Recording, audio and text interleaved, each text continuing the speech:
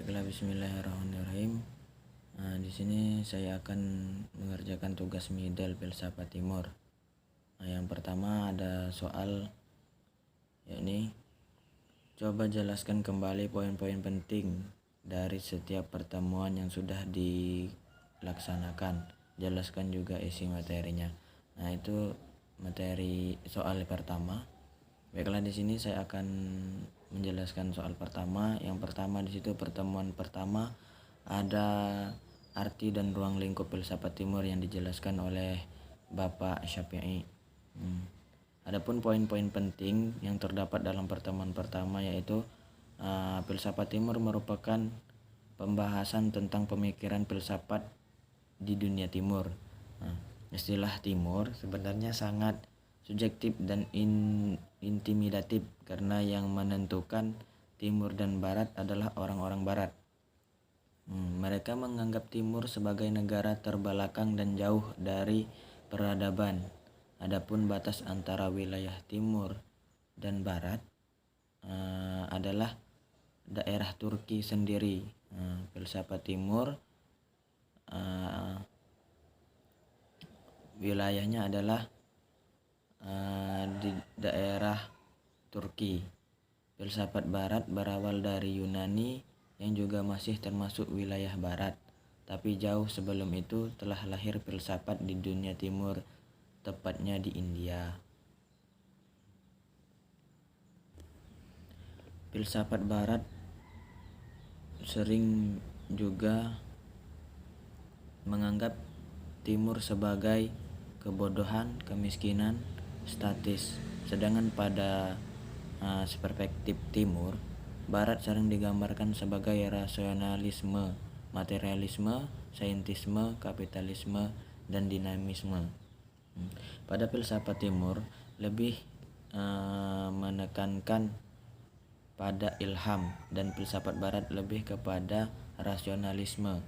Salah satu pemikiran filsafat timur adalah dari Sir Muhammad Iqbal. Terdapat beberapa perbedaan antara filsafat timur dan filsafat barat. Antara lain, yang membedakan antara filsafat timur dan filsafat barat itu, yang pertama, filsafat barat menekankan pada aspek pemikiran rasionalitas, dan yang kedua sebagaimana cara berpikir yang benar. Dan sedangkan filsafat timur itu yang pertama menekankan kepada aspek spiritualitas, sebagaimana cara bertindak benar. Mungkin itu perbedaan dari pertemuan yang pertama. Selanjutnya di sini saya akan menjelaskan pertemuan kedua, yaitu yang dipaparkan oleh kelompok 1 dengan judul Filsafat India, Filsafat Hindu periode Weda dan Wiracarita. Adapun poin-poin yang dibahas oleh kelompok 1 yakni yang pertama itu ada sejarah filsafat India.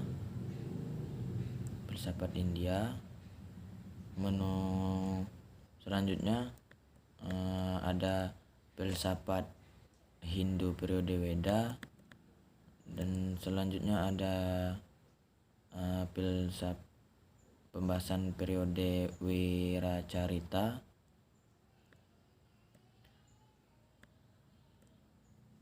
Ada beberapa periode yang dijelaskan oleh kelompok 1 dengan judul Filsafat India. Adapun sejarah India pada umumnya menurut Redak Risnan, filsafat India terbagi menjadi 6 periode, yaitu periode pertama yaitu periode Weda, yang kedua itu ada periode Epos, yang ketiga ada periode Sutra, yang keempat ada periode Skolatik, dan yang kelima ada periode Kegelapan, dan yang keenam ada periode Kontemporer. Filsafat India menganggap akal budi sebagai unsur terpenting dalam diri manusia dan dianggap sebagai anugerah terbesar yang diberikan oleh Tuhan. Nah, itu ada beberapa sejarah filsafat India, poin-poin pentingnya dalam filsafat India klasik. Akal budi berarti akal budi menjadi kemampuan untuk membedakan mana hal yang baik dan mana hal yang buruk. Nah, dalam konsep filsafat India, akal budi menjelma menjadi unsur terpenting dalam diri manusia yang merupakan sebuah anugerah dari Tuhan. Nah, filsafat India klasik menjadikan akal budi agar kemampuan untuk dapat membedakan mana yang benar dan mana yang salah. Nah, dalam sistematis filsafat India terdiri dari 3 bagian, yaitu ontologis, epistemologi, dan aksiologi. Nah, itulah ada beberapa poin-poin penting dalam pertemuan kedua, yaitu yang dijelaskan oleh kelompok pertama, yang dijelaskan oleh kelompok pertama. Selanjutnya di sini saya akan menjelaskan pertemuan ketiga yang berjudul, dalam pertemuan ketiga ini dijelaskan oleh kelompok 2 yang berjudul filsafat India, filsafat Hindu periode sutra-sutra dan skolastik. Yang dipaparkan oleh pemakala kemarin tentang filsafat India itu ada beberapa pemikiran India yang memiliki 2 ciri poin pentingnya, yaitu tentang Hinduisme dan Buddhisme. Pada ciri Hinduisme berpangkal pada pemikiran-pemikiran otoritas Veda yang pada akhirnya memunculkan beberapa kitab-kitab seperti Brahmana, Upanishad, dan lain-lain. Perbedaan antara kitab Veda dan kitab Brahmana dan kitab Upanishad yaitu kitab Veda Samhita adalah kitab yang berisi kumpulan mantra-mantra berbentuk syair. Kitab Brahmana adalah bagian dari kitab Veda namun berbentuk prosa yang berisi tentang peraturan korban, ritus atau upacara-upacara. Nah, itulah ada beberapa pemikiran tentang filsafat India, yang filsafat Hindu periode sutra-sutra dan skolastik. Sedangkan pemikiran Buddhisme ini adalah pesimistis. Pesimistis ini yang artinya menolak hal-hal yang bersifat spekulatif dan mengabaikan hal-hal yang tidak pasti atau tidak diketahui secara jelas. Pengalaman pribadi sebagai solusi dalam pencarian sebab akibat atau dianggap benar atas pengalaman pribadi tidak membeda-bedakan status manusia. Pembahasan mengenai pertemuan yang ketiga ini mengenai filsafat India atau filsafat Hindu periode sutra-sutra dan skolastik. Periode sutra ini ada pada tahun 200 Masehi dan merupakan kelanjutan dari periode Wirakarita dalam pengembangan filsafat India. Dalam periode ini adalah masa ditulisnya pemikiran-pemikiran filsafat dalam bentuk sutra dalam bahasa Sanskerta, sehingga sutra tersebut menjadi buku pegangan untuk menjelaskan Weda dalam bentuk tulisan-tulisan yang berbentuk prosa yang disusun secara singkat filosofinya. Mungkin itulah yang poin-poin yang dapat disampaikan dalam pertemuan yang ketiga ini. Selanjutnya saya akan menjelaskan tentang pertemuan keempat. Selanjutnya dalam pertemuan kali ini yang yang berjudul dengan ajaran-ajaran filsafat India atau Hindu. Pada pertemuan keempat ini, materi kuliah disampaikan oleh kelompok selanjutnya atau kelompok 3 dengan judul tadi yang sudah dijelaskan, judulnya ajaran-ajaran filsafat India atau Hindu.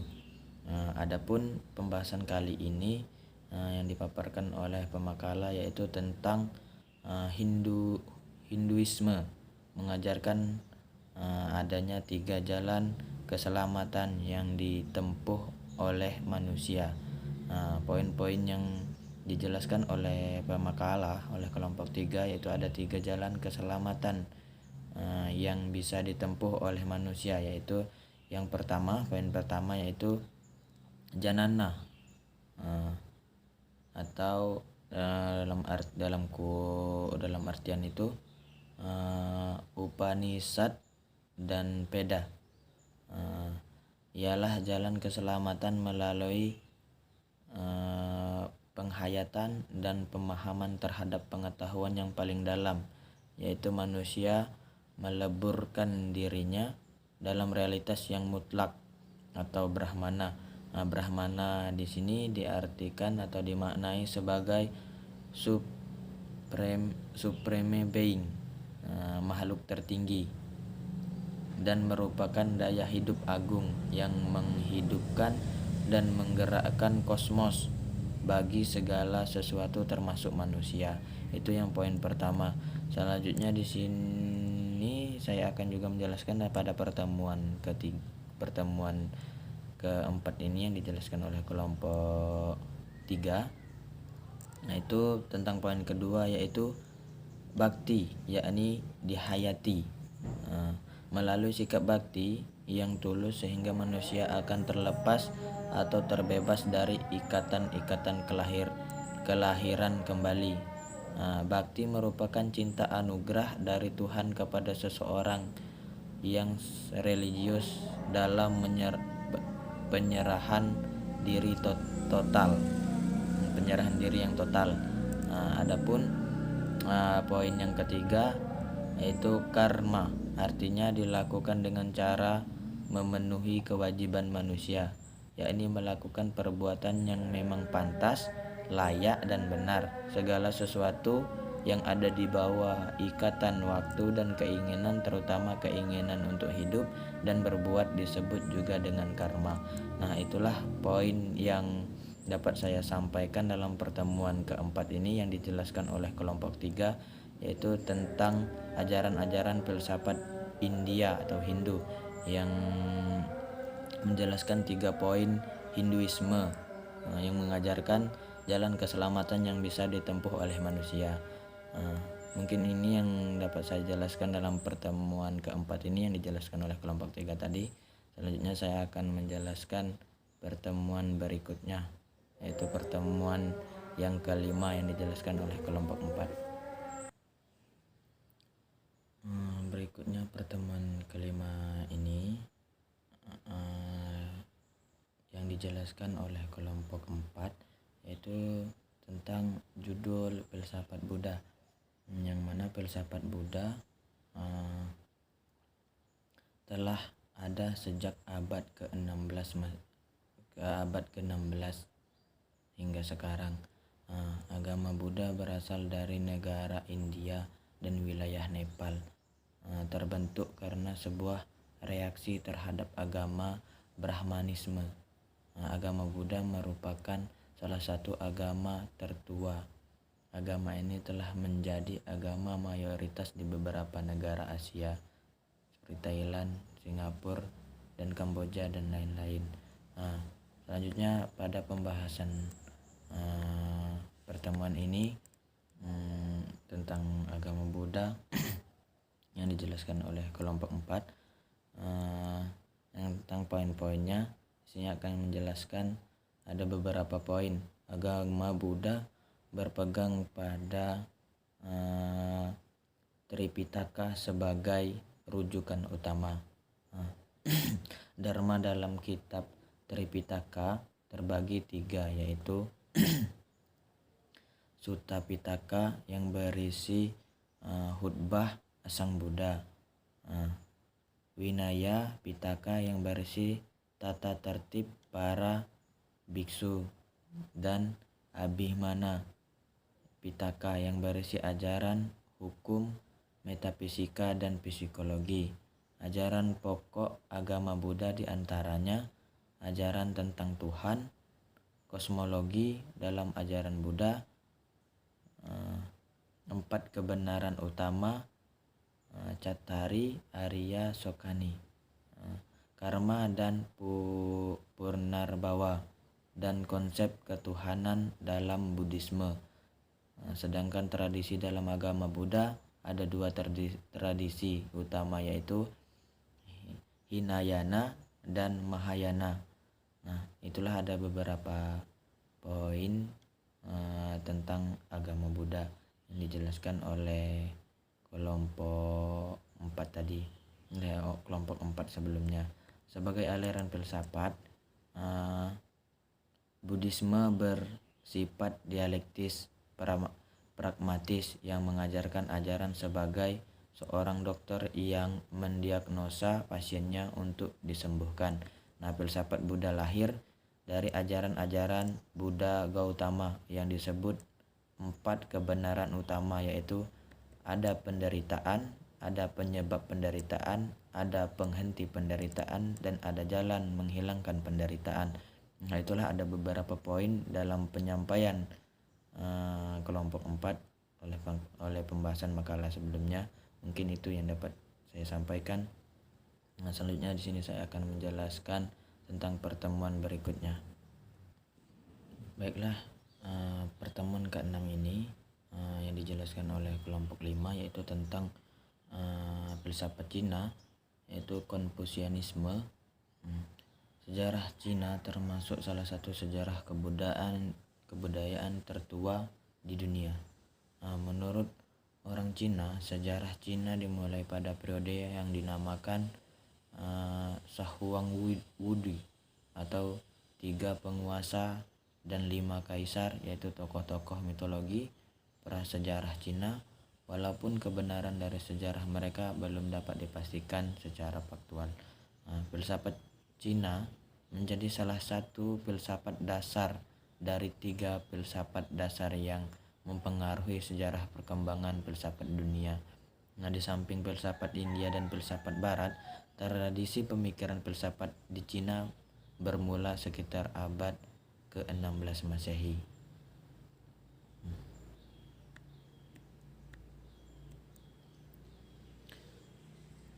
Adapun ciri utama pemikiran filsafat Cina, inilah poin-poin dari ciri utama pemikiran filsafat Cina adalah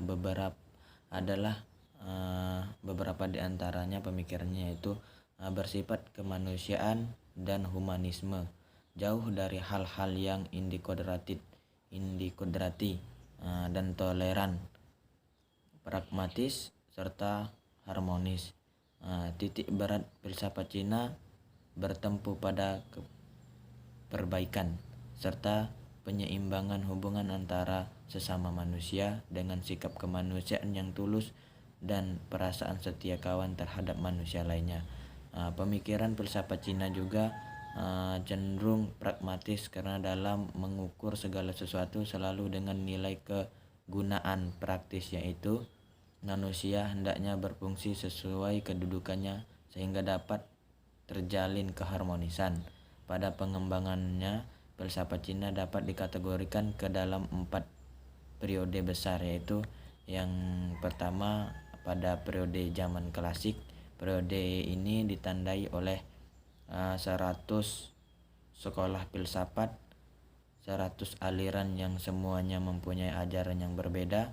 Sekolah-sekolah terpenting dalam zaman klasik adalah sebagai berikut. Konfusianisme. Konfusianisme lahir dan mulai berkembang pada 771 dengan sampai 221 Masehi. Konfusianisme sebelum Masehi, 700 71 sampai 2021 sebelum Masehi. Konfusianisme merupakan nama aliran yang diambil dari nama seseorang tokoh pemikir, yaitu Konfusius. Konfusius adalah nama dari salah satu Nabi Konghucu dengan ajaran yang dikenal sebagai Konfusianisme. Nabi Konghucu membawa ajaran yang disebut Rujiao atau Eru, yang artinya adalah ajaran yang menuntut orang agar bersikap lemah lembut dan menjadi pribadi yang terdidik. Pandangan dasar Konfusianisme adalah bahwa kehidupan yang tertib, damai, dan bahagia merupakan impian setiap orang, dan salah satu kata kunci ajaran Konfusianisme adalah moral. Seseorang akan menjadi baik apabila mampu terus-menerus mengembangkan moralnya. Seseorang akan menjadi baik apabila mampu terus-menerus mengembangkan moralnya. Nah, berarti disinilah ada beberapa poin ajaran tentang Konfusianisme ini. Mungkin itu yang dalam pertemuan ke-6 ini yang dijelaskan oleh kelompok 5. Inilah yang poin-poin yang dapat saya sampaikan. Baiklah, selanjutnya pada pertemuan kali ini, yaitu pertemuan ke-7 yang dijelaskan oleh kelompok 6 tentang filsafat Cina, Taoisme. Pada pertemuan ini kelompok 6 menjelaskan tentang Taoisme. Munculnya aliran filsafat Cina yang dikenal dengan nama Taoisme berawal dari keadaan kerajaan Zhou yang mengalami kehancuran akibat penyelewengan pemerintahan, sehingga membuat kehidupan rakyatnya sengsara dan menderita. Kondisi ini membuat kaum pelajar kecewa, sehingga mereka mengasingkan diri dan mendirikan aliran filsafat yang diberi nama Taoisme. Dengan latar belakang inilah yang membuat aliran Taoisme membawa misi keadilan dan kemanusiaan, sehingga menempatkan ajaran kebijakan sebagai tema sentral dalam etika kefilsafatannya. Adapun pendiri aliran Taoisme ini adalah Lao Tzu atau Lao Tzu. Dia adalah seorang guru suci yang memiliki ajaran mistik, sehingga banyak dikenal oleh para ahli filsafat Tiongkok. Berhubung setiap aliran filsafat Cina yang dianggap sebagai agama, maka aliran ini juga dianggap sebagai agama, sehingga memiliki kitab suci yang bernama Tao Te Ching, yaitu sebuah kitab kecil yang berisi 500 kata yang ditulis oleh Lao Tzu pada abad 6 sebelum Masehi. Sebagai agama, aliran Taoisme ini disebut agama Tao dengan 3 ajaran pokok yang kaya akan nuansa filosofis, yaitu kepercayaan terhadap Tuhan Yang Maha Esa, menghormati nenek moyang, dan menjaga keseimbangan hidup. Dari 3 ajaran pokok tersebut dapat dijabarkan lagi menjadi beberapa konsep dalam agama Tao. Itulah tadi beberapa, ada 3 ajaran pokok yang diajarkan oleh agama ini. Yang pertama tadi itu kepercayaan kepada Tuhan Yang Maha Esa, menghormati nenek moyang, dan menjaga keseimbangan hidup. Mungkin itu yang dapat saya sampaikan dalam pertemuan yang ke-7 ini. Nah, sekian jawaban nomor 1 yang telah saya paparkan mengenai tentang poin-poin yang baiklah. Di sini saya akan menjawab pertanyaan nomor 2, yaitu tentang di antara semua materi mana yang menurut kalian paling relevan untuk menjawab berbagai persoalan dan tantangan zaman ini. terutama persoalan filsafat di era sekarang. Nah, materi yang paling relevan untuk menghadapi di zaman saat ini yaitu saya lebih memandang kepada pembahasan tentang Konfusianisme. Karena apa? Konfusianisme itu mengajarkan bahwa kehidupan yang tertib, damai, dan kebahagiaan, lebih mengarah kepada perdamaian, ketertiban dalam menjalani hidup.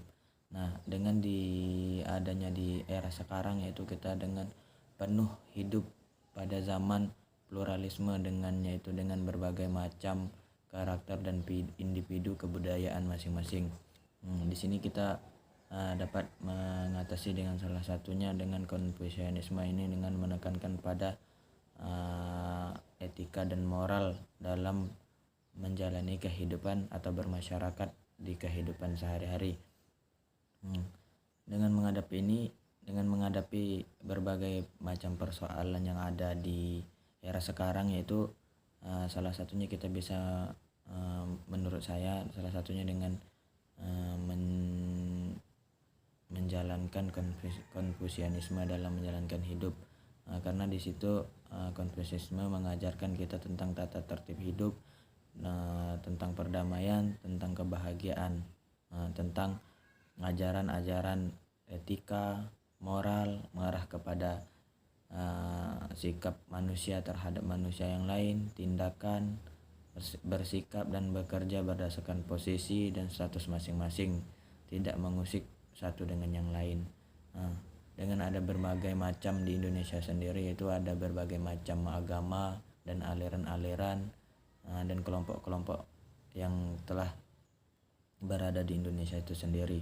Nah, dengan ini kita bisa, dengan adanya perbedaan-perbedaan dan atau pluralisme di Indonesia ini, kita bisa menjalankan secara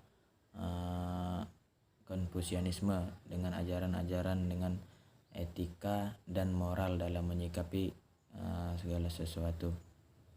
Mungkin itu yang dapat saya sampaikan pada jawaban. Baiklah, di sini saya akan menjawab pertanyaan soal nomor 3, yaitu tentang ambillah sebuah kertas lalu buat 5 buah titik menggunakan pensil, amati setiap titik dengan saksama apakah mereka sama atau berbeda. Bisakah kalian mengukur berapa milimeter dan sentimeternya? Apa kaitannya titik itu dengan apa yang telah kita pelajari? Nah, baiklah, di sini saya sudah mempunyai contoh titik, ada 5 titik. Nah, di sini saya kurang tahu jelas juga ukuran sentimeternya, yang pasti tentu berbeda-beda. Dan apakah kaitannya dengan pelajaran yang sudah kita pelajari? Dengan mengamati sebuah titik yang telah saya contohkan di buku ini, tentu tidak pasti dengan ukurannya, akan tetapi titik ini sangat mempunyai filosofi yang sangat dalam.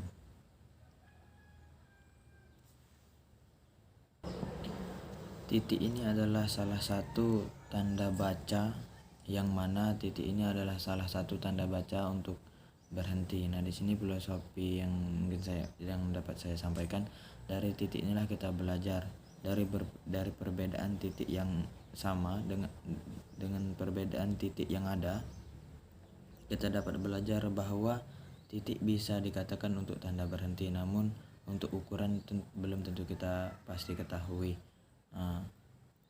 Untuk jawaban kali ini dengan berkaitan dengan materi yang telah kita sampaikan, dengan titik ini kita dapat belajar bahwa segala sesuatu itu meskipun sama namanya, akan tetapi bentuk dan ukurannya itu bisa berbeda. Nah, itulah dalam artian dalam kehidupan ini kita meskipun dalam menjalani hidup punya cara masing-masing, akan tetapi dengan perbedaan dan pemikiran yang berbeda kita bisa menuju dengan pencapaian dengan tujuan yang sama tapi dengan jalan yang berbeda. seperti yang dijalani oleh Buddha Gautama yang menjalani hidupnya dari kecil hingga dewasa, yang diperkirakan menjadi seorang penguasa besar. Beliau juga keluar dari zona nyamannya dari seorang raja, namun dia memilih untuk keluar dan meninggalkan sanak keluarganya untuk bertapa, sehingga beliau bertapa kemudian menemukan kejernihan pikiran dan menemukan kecerahan. Baiklah, di sini saya akan menjawab soal nomor 4, yaitu pertanyaannya, apakah kalian setuju bahwa penderitaan merupakan salah satu fase untuk mencapai kebahagiaan sejati atau abadi? Mengapa? Ceritakan pengalaman penderitaan kalian jika memang kalian setuju dengan pertanyaan pertama. Baiklah, di sini saya akan menjawab pertanyaan nomor 4 tentang apakah kalian setuju bahwa penderitaan merupakan salah satu fase untuk mencapai kebahagiaan sejati atau abadi. Nah, menurut saya secara logika, setiap ada kesusahan pasti ujung-ujungnya ada kemudahan. Seperti dalam Islam, setiap ada kesulitan pasti ada kemudahan. Jadi saya berpendapat bahwa diiringnya jalan penderitaan kita, pasti kemudian akan ada kebahagiaan dan keceriaan yang abadi. Oleh karena itu, dalam menjalani hidup kita tidak bisa terlepas dari berbagai cobaan, ujian, dan tantangan.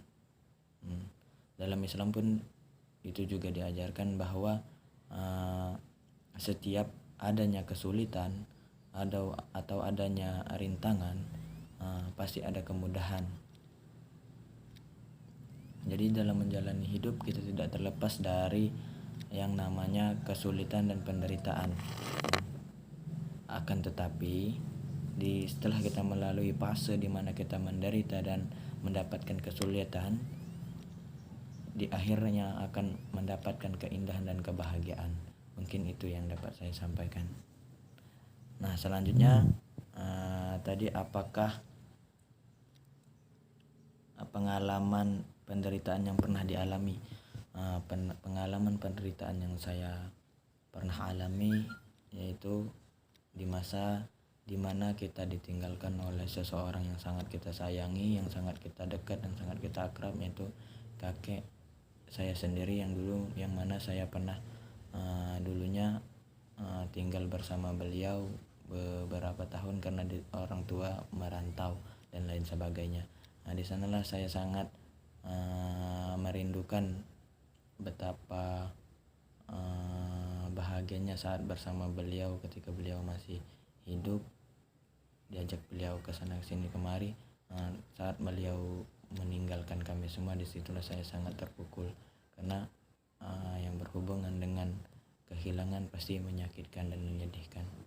Mungkin itu yang dapat saya sampaikan untuk pertanyaan nomor 4. Sekian. Baiklah, di sini saya akan melanjutkan jawaban nomor 5 yang soalnya, dapatkah upaya-upaya filsafati terutama dari tradisi filsafat timur membantu dalam upaya menghadirkan penyembuhan bagi pandemi COVID-19? Jelaskan argumentasi kalian. Nah, itulah soal nomor 5, soal terakhir. Apakah dapat membantu mengatasi upaya menghadirkan penyembuhan bagi pandemi COVID-19? Nah, tentu setelah kita pahami bahwa COVID-19 ini sudah hadir pada 2019 lalu hingga sekarang. Adapun COVID atau virus ini dapat menyebabkan seseorang atau gangguan mental seseorang atau kecemasan dalam melakukan aktivitas sehari-hari, atau terdapat kecemasan akan adanya virus COVID-19 ini. Adapun dalam filsafat timur gitu kita dapat sajikan pemahaman atau yang ajaran dalam filsafat timur, yaitu tentang meditasi. Nah, menghadapi tentang kecemasan atau kekhawatiran dalam menghadapi COVID-19 ini. Nah, di situ dalam meditasi itu dalam filsafat yang diajarkan oleh filsafat Buddha, yaitu mengajarkan betapa bermeditasi dapat menghilangkan depresi, menghilangkan kecemasan. Dalam jurnal Gunadarma Jakarta, meditasi adalah teknik atau metode latihan yang digunakan untuk melatih perhatian untuk dapat meningkatkan taraf kesadaran seseorang, yang selanjutnya membawa proses-proses mental dapat lebih terkontrol secara sadar. Nah, dalam jurnal ini menjelaskan bahwa dengan meditasi kita dapat mengkontrol keadaan-keadaan secara sadar. Dengan meditasi itu kita bisa mengkontrol kecemasan dan kekhawatiran dalam pikiran kita. Dengan meditasi juga kita dapat menghilangkan rasa stres, rasa kacau dan kecemasan. Dalam jurnal Gunadarma Jakarta seperti yang menjelaskan. Nah, selanjutnya mungkin itu yang dapat saya sampaikan dan yang dapat saya jawab dari soal-soal yang telah diberikan oleh Bapak Syafi'i dalam matkul filsafat timur. Apabila terdapat kesalahan, saya mohon maaf. Semoga atas jawaban ini juga dapat membantu dan bisa bermanfaat untuk kita semua.